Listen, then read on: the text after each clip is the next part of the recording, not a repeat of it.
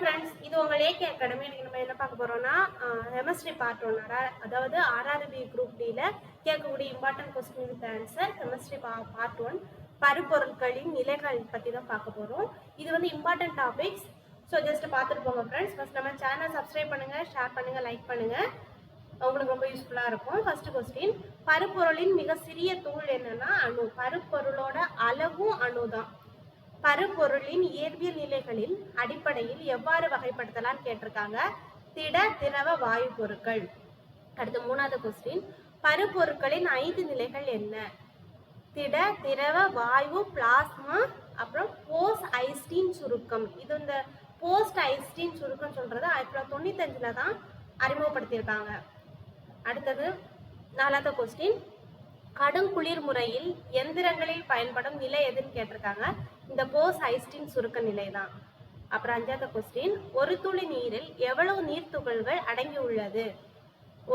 ஏறக்குறைய 10⁻21 நீர் துகள்கள் வந்து ஒரு துளி நீர்ல வந்து இருக்குது.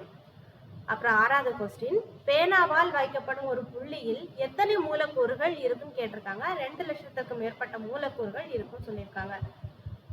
ஏழாவது கொஸ்டின், திரவங்கள் புயிர்ப்பு விசையை எவ்வாறு செயல்படுத்துகிறதுன்னு கேட்டிருக்காங்க. திரவங்களில் புயிர்ப்பு விசை வந்து அதிகம் ஈர்க்கப்படும். வாயுக்களில் புயிர்ப்பு விசை வந்து பாதிக்கப்படுவதே இல்லை. அடுத்தது எட்டாவது கொஸ்டின், பருப்பொருட்களின் அணுக்கள் எவ்வாறு பரவி உள்ளன?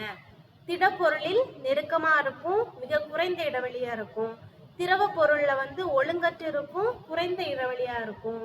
வாயு பொருள்ல வந்து எளிதில் நகரும், அதிக இடைவெளியுடன் இருக்கும். இதுதான் பருப்பொருட்களோட அணுக்களோட நிலை.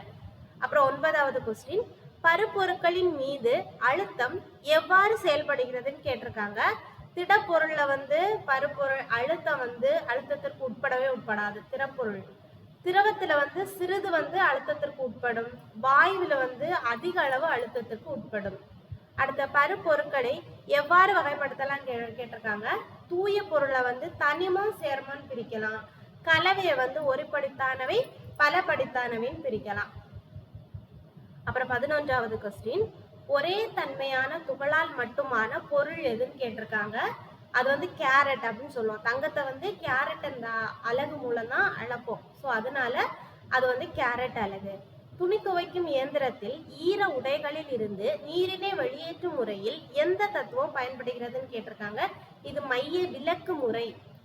அந்த தத்துவத்தின் கீழே தான் இது வந்து பயன்படுறது. ஈரத்தை, அதாவது துணி துவைக்கிறது வந்து மைய நோக்கு விசை, துணியிலிருந்து ஈரத்தினை வெளியேற்றுறது வந்து மைய விலக்கு விசை. இந்த ரெண்டுக்கும் டிஃப்ரெண்டா பார்த்துக்கோங்க. அப்புறம் குடிநீரில் உள்ள மாசுக்களை நீக்கி சுத்திகரிக்க எந்த முறை வந்து பயன்படுகிறதுன்னு கேட்டிருக்காங்க. எதிர் சவ்வோட்டும் முறை. 14வது கொஸ்டின், திண்ம திரவ கலவைகளை பிரிப்பதற்கு பொதுவாக பயன்படும் முறை எதுன்னு கேட்டிருக்காங்க. வண்டலாக்குதல். 15, எந்த செயல்களால் பொருட்களின் இயற்பியல் நிலையில் மாற்றம் ஏற்படுது அப்படின்னு கேட்டிருக்காங்க. உருகுதல், கொதித்தல், உறைதல், குளிர்வித்தல். அப்புறம் துரு உருவாக எந்த சமன்பாடு வந்து இந்த துருவை வந்து உருவாக்குது அப்படின்னு கேட்டிருக்காங்க. Fe plus 3O2 plus H2O gives 2Fe 2O3 H2O. அடுத்தது 17வது கொஸ்டின், காற்றில் மெக்னீசிய நாடா எரியும் போது என்ன உருவாகிறது? வெண்ணிற மெக்னீசியம் ஆக்சைடு. 18வது கொஸ்டின், வெப்ப கொள்கை நிகழ்வுகள் எவை? உருகுதல், ஆவியாதல், பதங்கமாதல். அப்புறம் பொதுவாக பொது கரைப்பான் எனப்படுவது எதுன்னா நீர். Okay friends, thank you.